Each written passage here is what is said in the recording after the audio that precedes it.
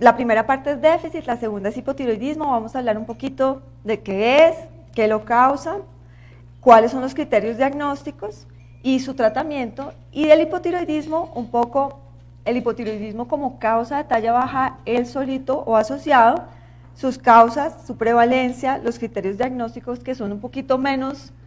Van a ver que el diagnóstico de hormona de crecimiento, a no ser que sea absolutamente severo, no muchas veces es tan claro y tan fácil de hacer.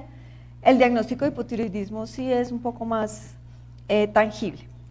Entonces, entremos a déficit de hormona de crecimiento. Como todos ustedes saben, la hormona de crecimiento es una proteína que tiene 191 aminoácidos y que su efecto a nivel celular es aumentar el número de células, aumentar el tamaño de células, pero que a nivel somático y en los niños el efecto es el crecimiento longitudinal. Mi profesor en Francia decía que a la pobre hormona de crecimiento le han puesto un mal nombre, porque todo el mundo piensa que la hormona de crecimiento solo sirve para crecer, y que la hormona de crecimiento debía llamarse la hormona metabólica.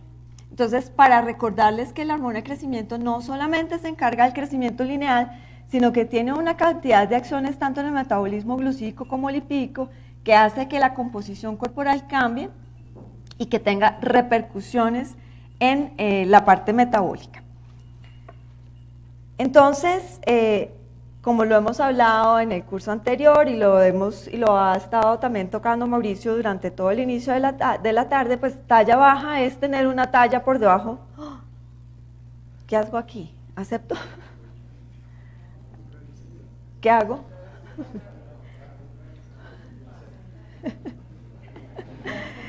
Bueno, voy contándoles. Entonces, digamos que talla baja no solamente es estar por debajo de -2 desviaciones estándar, sino que también, y sobre todo los pediatras que tienen muchas veces la suerte y la fortuna de tener pacientes que siguen desde que son chiquiticos, es ver cambios en la forma como crece, es decir, que no es normal que un niño cambie de carriles en su curva de crecimiento, ni para arriba ni para abajo. Nosotros a veces nos olvidamos como del para arriba, ¡ay, qué chévere! Creció buenísimo, muchísimo, y eso muchas veces tampoco es normal. Bueno, aquí en talla baja definitivamente es cruzarlos hacia abajo.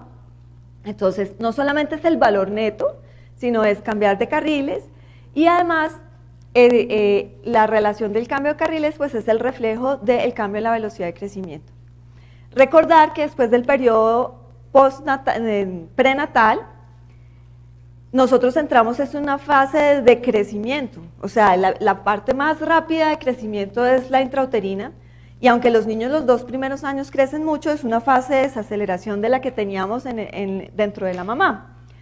Y que después, solamente después de los 2 años, es que los niños se canalizan por su carril genético, ¿sí? Y ahí es cuando entran, además de todos los factores sociales, su genética, y los niños a partir de los 2 años en teoría no tendrían ya por qué estar reacomodándose en carriles. Tranquilo. Una cosa importante es que en el contexto de la valoración de la talla no debemos olvidar la genética. Entonces, si nosotros tenemos papás altos que miden 1,80 el papá y 1,70 la mamá, y deberíamos estar en más 1,5, 1,7 desviaciones estándar de nuestra talla medio parental, si un niño está a menos 0,6, menos 0,3, aunque no esté llegando a menos 1,7, aunque no esté ya en, no hice nada, yo me toco, aunque no esté ya en menos 2 desviaciones estándar, muy probablemente eso también es una talla baja, y nosotros la llamamos tallas bajas para su talla familiar. Voy a poner aquí, bueno, listo. En la deficiencia de hormona de crecimiento, pues hay un espectro amplio y hay diferentes magnitudes de los déficits de hormona de crecimiento dependiendo un poco de las etiologías, etcétera. Las características clínicas de los déficits severos como tal son fenotípicamente claras, en las adquiridas no necesariamente, y las deficiencias y las alteraciones de crecimiento por alteraciones de hormona de crecimiento no solamente son por no tenerla, sino también porque no funciona. Entonces, recordar que hay síndromes de resistencia a esa hormona de crecimiento, bien porque el receptor no funciona, generalmente esa es la causa. Cuando tenemos deficiencia de una hormona hipofisiaria, podemos tener asociadas a alteraciones de las otras hormonas hipofisiarias.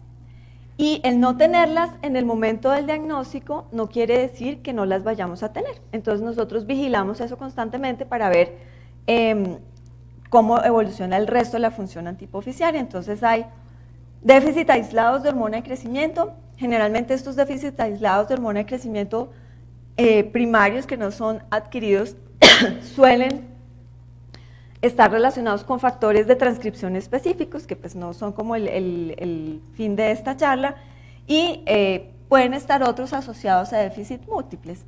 Generalmente las adquiridas suelen tener déficit múltiples de hormona de crecimiento, mientras que las congénitas sí pueden tener aislados. Entonces, como les decía, puede ser congénita o adquirida. Uno muchas veces no encuentra la causa del déficit de hormona de crecimiento, y esas se llaman idiopáticas. El no encontrarlas no quiere decir que no tengan una causa, y cada vez encontramos como más razones y de la transmisión intracelular, de las unidades ácido lábiles, etcétera, que están haciendo que esas que llamamos idiopáticas no son tan idiopáticas, y se estima que más o menos uno de cada 3.500 niños puede tener déficit de hormona de crecimiento.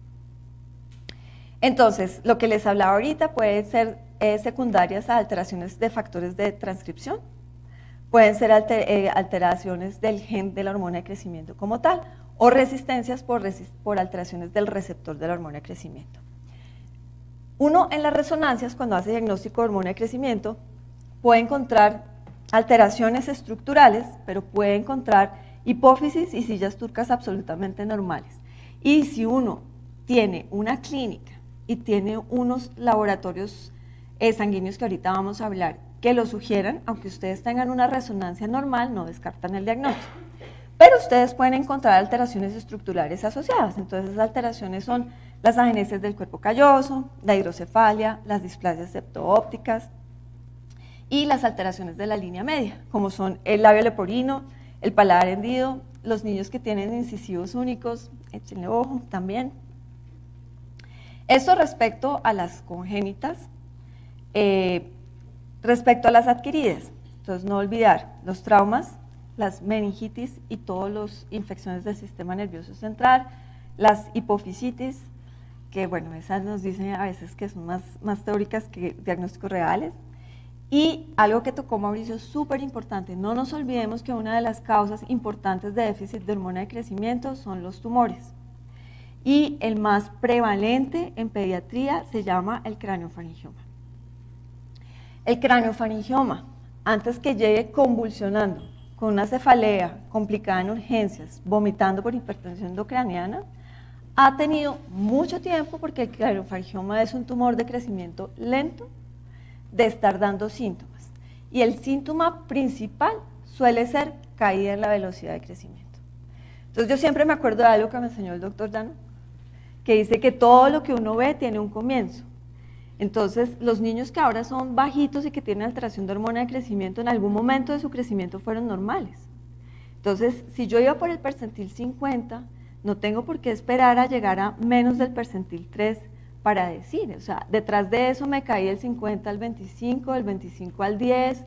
Bueno, entonces, esos niños que llegan con cefaleas complicadas, etcétera, llegan con craneofaringiomas enormes, y han estado dando síntomas en su crecimiento solamente porque muchas veces no tienen cefaleas, las alteraciones de los campos visuales también son tardías porque son cuando son grandes, y la manifestación ha sido la curva, y nadie lo vio.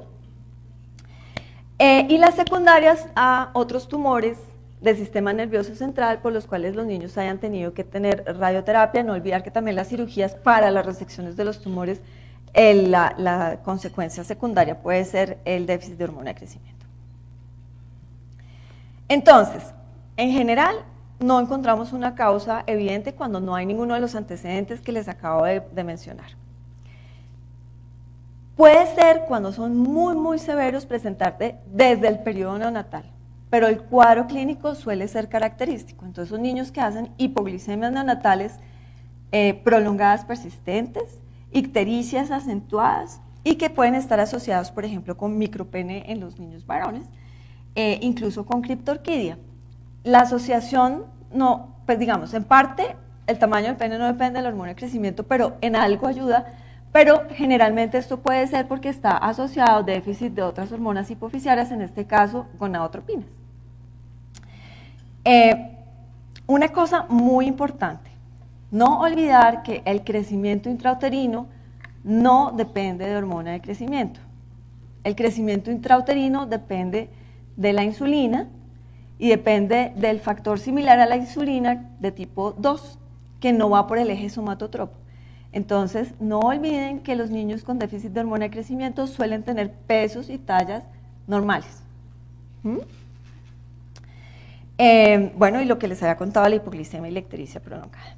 Entonces, los signos axológicos de déficit de hormona de crecimiento, entonces el lugar común es la talla baja o la disminución en la velocidad de crecimiento, cruzar carriles hacia arriba, y como les mencioné inicialmente, la axología es útil, pero dentro de lo que uno encuentra axológicamente hay otras posibilidades diagnósticas de causa de talla baja. Bueno, no es un poco inespecífica y no es niño chiquito que cruza igual déficit de hormona de crecimiento. Puede ser un hipotiroidismo. Entonces, clínicamente, ¿qué podemos encontrar? La hormona de crecimiento es importantísima para la composición corporal. Cuando hay déficit de hormona de crecimiento, la masa magra, la masa muscular se disminuye y aumenta la masa grasa y se pone en una distribución característica que suele ser periabdominal. Igual hay una madurez en la apariencia de las faces. Los niños suelen tener una frente grande, cachetoncitos así, rosaditos, con un puente nasal deprimido. Los niños pueden tener micropene, como les venía diciendo. Pueden haber o no defectos de la línea media y tienen unas características físicas que se llaman que tienen una apariencia de querubín. Entonces, por eso y cuando uno los ve, sí, son frentoncitos, popochitos acá. Entonces, ¿cuándo piensa uno más que puede ser probablemente la causa una deficiencia en hormona de crecimiento? Los déficits severos de hormona de crecimiento dan tallas bajas severas. O sea, nosotros hablamos que talla baja es menos de 2 desviaciones estándar, pero los déficits severos, sobre todo los congénitos, suelen tener tallas a -3 a -4 desviaciones estándar. Los severos. Estar por debajo de la talla promedio para los papás es súper importante eso. O sea, el crecimiento no solamente es el Z-score puntual, sino la evolución y dentro de un contexto familiar. Entonces nosotros tenemos que individualizar a los pacientes. Y la velocidad de crecimiento. En cada periodo de crecimiento, recordar que es mucho más rápida en los primeros 2 años, que va disminuyendo, que es muy estable desde los 4 años hasta que empezamos pubertad, y que en pubertad debemos hacer pico de crecimiento. No olvidar eso es porque resulta que he hablado mucho de los déficits severos, pero no olviden que existen déficits parciales. Y esos déficits, algunos parciales, que no son tan marcados, la única manifestación puede ser que no hacen estirón puberal. Entonces siguen con velocidades de crecimiento normales para estar en prepubertad, pero nunca aceleran. Ojo con esos niños también, porque pueden tener déficit parciales de hormona de crecimiento. Entonces esta es una gráfica un poco exagerada del déficit severo, pero simplemente es para mostrar la evolución en el tiempo, sobre todo que es algo que es postnatal y generalmente después de los 2 años. Después de los 2 años es que se hace evidente como la caída en las desviaciones estándar. Y para mostrarles que los déficits severos suelen tener realmente tallas bajas severas. Importante, tallas bajas severas en las displasias óseas, pero como hemos hablado y hablamos también en el primer curso, recuerden que las displasias óseas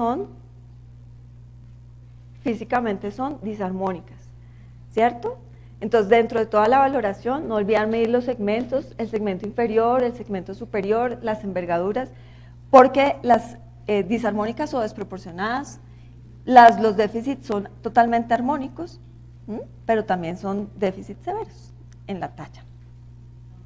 Entonces, otras cosas que nos pueden sugerir, además de la clínica, es lo que uno puede ya pedir como ayuda para clínica para el manejo para el diagnóstico de déficit de talla baja. Entonces, uno es el retraso en la maduración ósea. Entonces, ojo, porque a veces el retraso en la maduración ósea no alerta, sino que tranquiliza erróneamente a los médicos. Entonces, tiene retraso, se va a recuperar, tiene reserva de crecimiento, eso no está tan chiquito, es un madurador lento. Cuidado con esto. Los niveles séricos de la somatomedina C o el factor similar a la insulina de tipo 1, acuérdense que son sinónimos estas dos palabras, y cada vez y últimamente con los estudios y las alteraciones que se han encontrado en la unidad ácido lábil, está cobrando un poquito más de valor diagnóstico la proteína transportadora de las IGFs, la de tipo 3, que en ese lugar, en esa situación clínica, cuando hay alteraciones de la unidad ácido lábil, puede estar bajita. Los neonatos con hipoglicemia, entonces recuerden que los niños con hipoglicemia neonatal, esa muestra crítica que uno toma en hipoglicemia siempre tiene insulina, hormona de crecimiento, cortisol, por esa razón. Los antecedentes de irradiación, los tumores, esas son las fáciles. Las anomalías de la línea media. Entonces, por ejemplo, alguna vez alguien me hizo una pregunta muy interesante y me dijo, bueno, entonces eso quiere decir que todos los niños con labio leporino y paladar hendido tienen que ir al endocrinólogo pediatra. No necesariamente. Es suficiente con que esté en un control pediátrico frecuente, según su edad, más frecuente, más grandecito semestralmente, para ver el ritmo de crecimiento.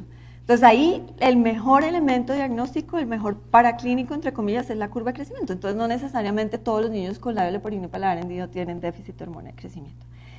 La consanguinidad de algunos o antecedente en alguno de los padres, por lo que hay algunas entidades de las que son genéticas que son autosómicas recesivas o dominantes, y las características clínicas. Entonces, como les decía, a veces esos niños se ven como si fueran obesos, gorditos, la distribución de la grasa y las características de las fascias.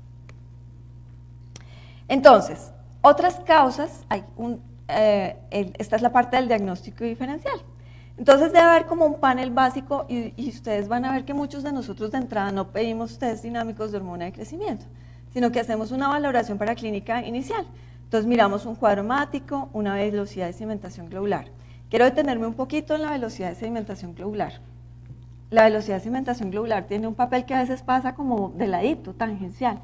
Y puede ser importante porque en algunas entidades, por ejemplo la enfermedad celíaca, aunque Mauricio dice que no es lo primero que hay que buscar, o en las artritis reumatoideas, o en las enfermedades inflamatorias, etc., la primera manifestación puede ser una alteración de crecimiento con un aumento de la velocidad de crecimiento antes de que se haga obvio la diarrea, la distensión y los problemas gastrointestinales.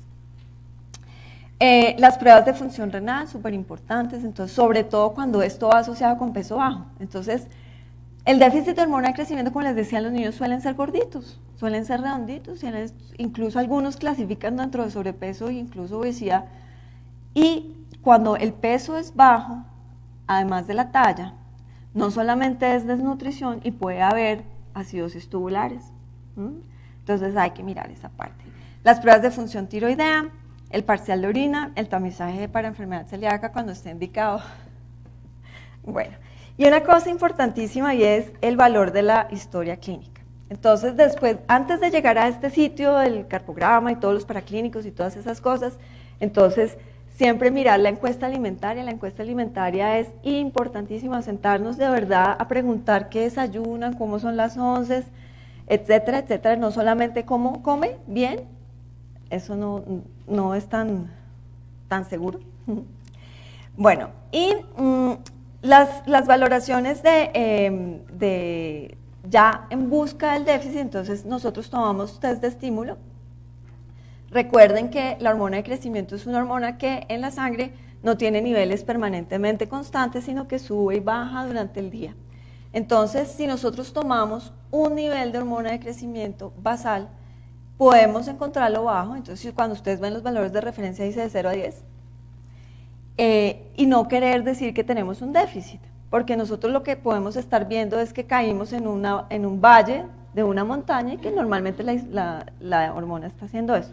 Entonces hay que hacer los tests, ahí, ya les cuento un poquito sobre los estímulos, la valoración de la edad ósea, y siempre que haya un déficit de hormona de crecimiento, siempre debe haber una resonancia. Leve, moderado o severo, o lo que sospechen y que piense o que vaya a tener hormona de crecimiento. Uno no puede poner una hormona de crecimiento ante esta sospecha sino una imagen del sistema nervioso central, porque hay tumores que producen déficit de hormona de crecimiento.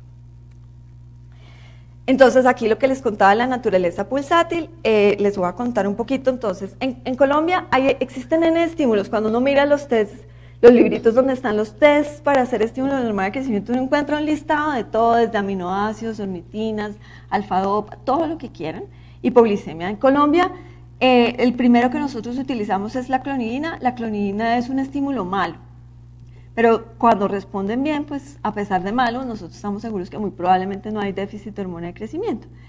Siempre, a no ser que haya un antecedente de irradiación, resección quirúrgica, etcétera, o una somatomeina C muy bajita acompañándolo, hacemos un segundo test con un estímulo diferente. Entonces a nosotros a veces nos llegan niños con 5 test de clonidina. No, tiene que ser un estímulo diferente.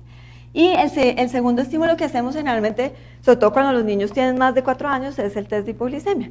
Importantísimo, importantísimo, importantísimo es que la prueba debe ser llevada a cabo, y aquí se lo subrayé, en un sitio donde haya un protocolo estandarizado, donde haya gente con experiencia que sabe hacerlo y que sepa cuidar las potenciales complicaciones de los test. Bueno, se considera una respuesta normal, aunque digamos que el punto de corte para déficit ha sido una discusión grande en las sociedades de endocrinología pediátrica.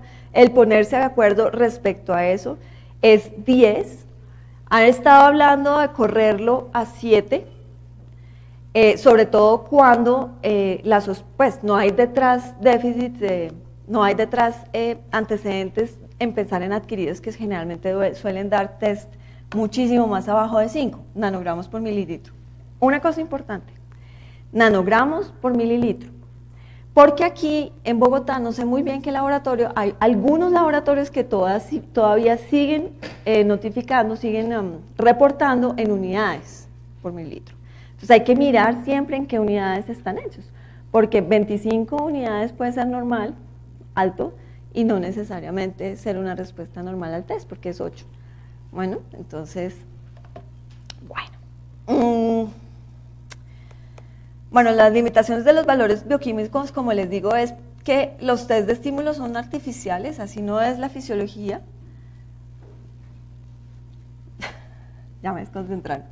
Así no es la fisiología, pero el punto de corte es un punto discutido, es un punto establecido, no necesariamente ese es necesariamente. Entonces esto tiene que ir con la clínica y con toda la evolución. La somatomeina C suele ser muy importante como parte de la valoración, porque cuando tenemos niveles normales de somatomeina C, la posibilidad de que haya alteración es mucho menos probable. Es importante que sepan que pues, el tratamiento con hormona de crecimiento y que tiene una indicación y que está aprobado y que es obvio es hormona de crecimiento. La hormona de crecimiento tenemos que ponerla hasta que terminemos crecimiento y lleguemos a criterios de final de crecimiento. En los déficits severos hay que revalorar y estar seguro que el paciente no necesita reemplazos en la edad adulta, porque como les conté, la hormona de crecimiento no solamente sirve para crecer, sino es la hormona metabólica. La respuesta se mide con la mejoría de la velocidad de crecimiento y el reatrapaje que se debe hacer, y la normalización dentro de la genética del paciente de su talla. Ya hipotiroidismo me demoro menos, así como la obesidad de Mauro. Entonces, el hipotiroidismo es tener bajas las hormonas tiroideas.